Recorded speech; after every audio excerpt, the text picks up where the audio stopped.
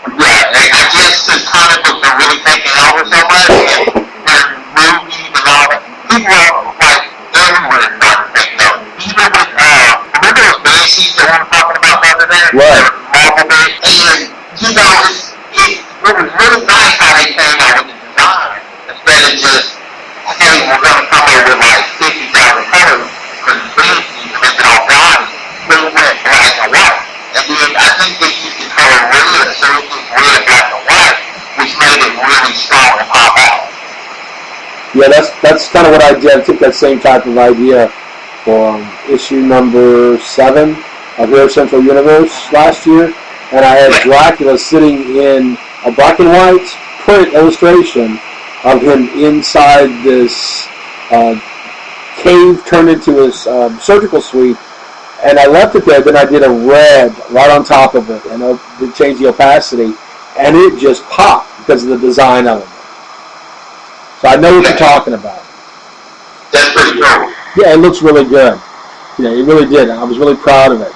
I'll probably be turning that over to one of our T-shirt designs over at Zazzle, so you can have the big toothy fang guy sitting in a medical facility, all in red. So I think that's appropriate. Yeah, because now is looking at fashion and, a lot of design trends when you're doing character designs and things in comics, except for that ugly Twitter thing that I'm talking about. That did not need to be shown on Facebook, I'm sorry. That is actually starting to make a comeback, and I don't understand why that design is coming back. I don't understand it. I don't know. That's for sure. That is for sure. It's gaudy, very gaudy. But, I mean, you just see so many people using it now, and it's popular, and I don't know. Oh well, maybe they'll put it out on Our Misery soon enough. What goes around needs to go faster.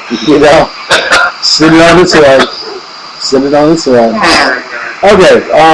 Let's see. What else do we had on our list to talk about? Connections. I know that you were able to attend the last ACC show down in Decatur off of Claremont Road.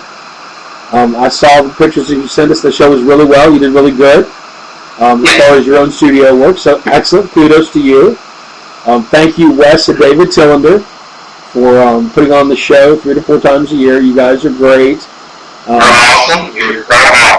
You are the small press friend of the universe, so thank you very much. We will say that. And check out, if you get a chance, go to AtlantaComicConvention.com.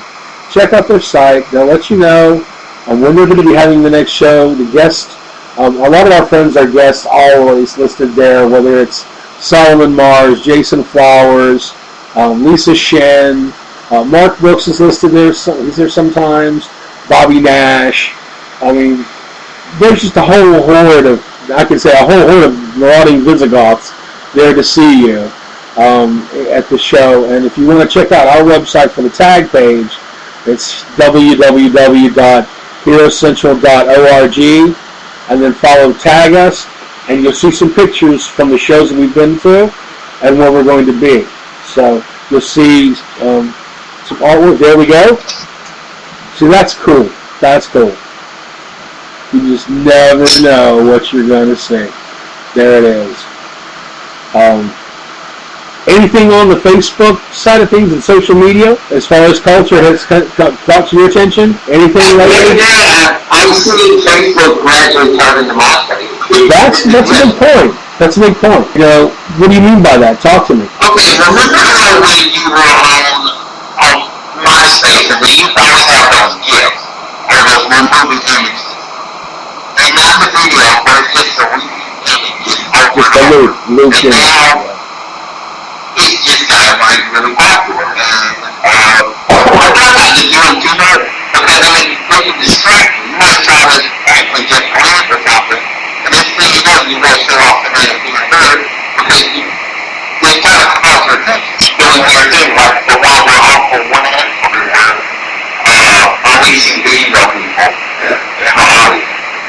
See, that does not need to be played over and over again. That's evil. Yeah, it just was very weird. And Well, that's another. But what you mentioned though about who is using it is what I was talking about primarily, because as MySpace was, youth and teen oriented as the innovative piece that it was, and then suddenly they left it for Facebook. And like the older people were using MySpace, like your grandparents had MySpace pages and everything, and then now Facebook was the in thing, the Zuckerberg's design. But now with Instagram and with Twitter and with Snapchat, Reddit. I mean, now Facebook has become your parents' connector pieces to see what you're doing, or for people to spy on you at work as to what you've got going on with all your selfies.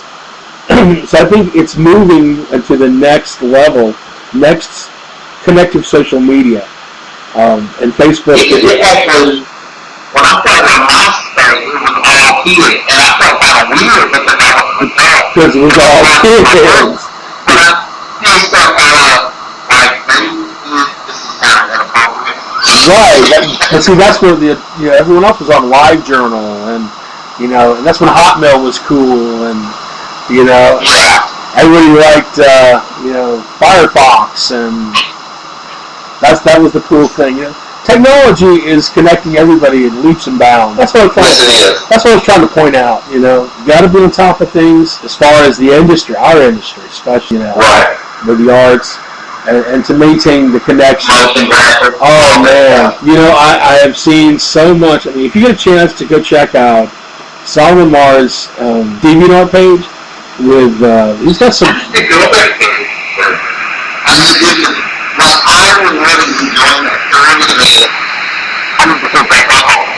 Well, what's great is he was actually able to go through Patreon, and he's gotten 5 or 6 sponsors to help him offset those costs.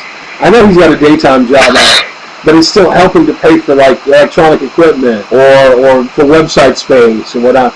I mean, $30 a month just paying for that takes it. You don't have to worry about it coming out of your pocket. You can pay for transportation or gasoline or car, or I'll get to eat a meal one day. As an artist, I mean, this starving artist stuff is for the birds. I'm sorry. People need to realize that as an artist, you need to be paid for your work. That's truly the case. They're not going to do it for free. I'm not just saying everybody deserves all this for free. I read that, and I listened to Will Wheaton's piece on Facebook about where Huffington Post wanted him to do an article for the quote-unquote exposure, and they're big companies, right? Turn them down outright. If it was like doing something with another artist, I understand the whole financial side of thing. Yeah, that's different. But when you're back, it's like, fuck all that. Like, you're like harassing people. You're like the third person with that band.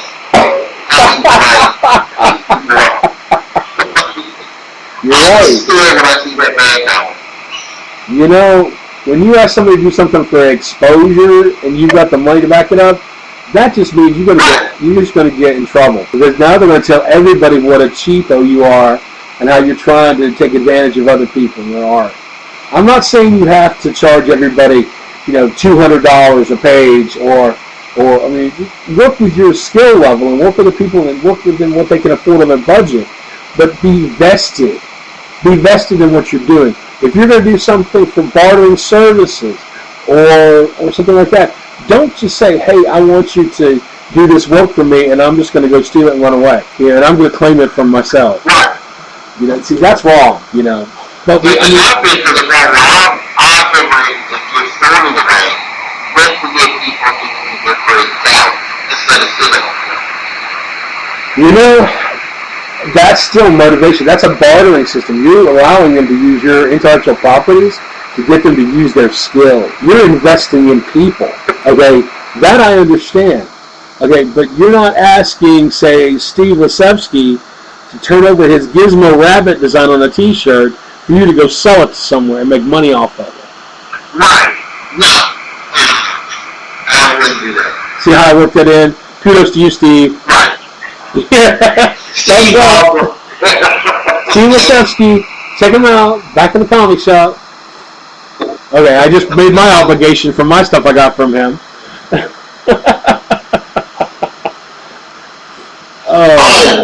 like, we're gonna have to do a separate pod. Like, we gotta do a Google Hangout. Oh yes, most definitely. Yeah, he's actually working. He's working on actually a book that he's trying to get ready to release.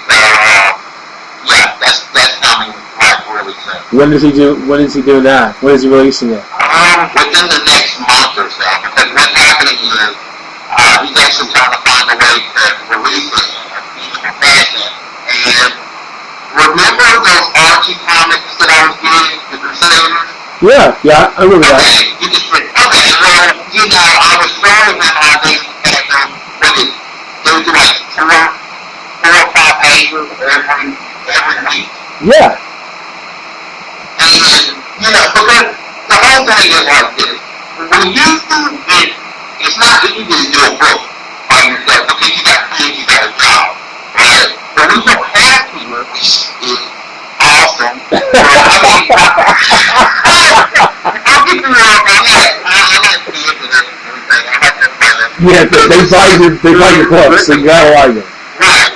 Yeah. It makes things more difficult because you can't take chances as much because it's not just you, now you've got like this whole team, and now you're the street private, and they're looking at you in the face too. That's why that phase and what you do with that.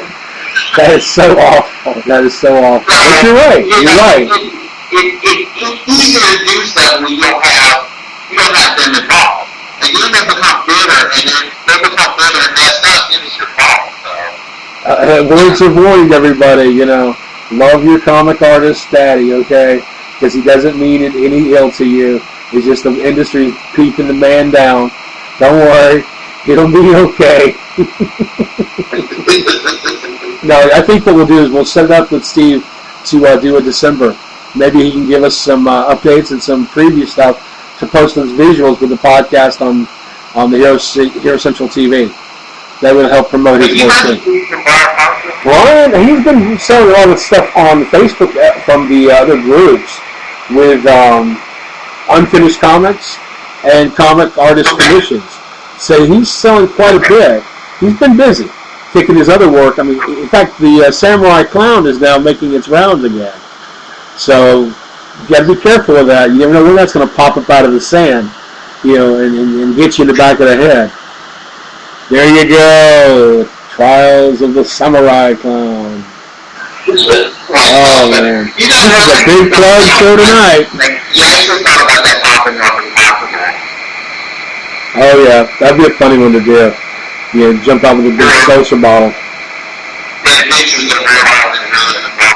There you go. That's it. Rhode Island Red and Brahma Bull. Oh, my. Okay, my friend. Listen, we're going to head over and do a couple of interviews that we've got set up. So I want to thank you very much for your time and effort. And we'll definitely check it out. And what we'll do is we'll arrange it with Steve so the three of us can do this again. And now that we know this works for sure, you're kind of caught in. I'm sorry, you're a locked-in guest at all times. Well, I should enjoy it. And I think we're thinking oh, this is the family look from my nieces and nephews, yeah. That's the great thing about portable studios being totally virtual. You can go anywhere and everywhere and be embarrassed in any public venue. Okay, guys, listen, I will catch you later, Mr. Webb. All right. See you later.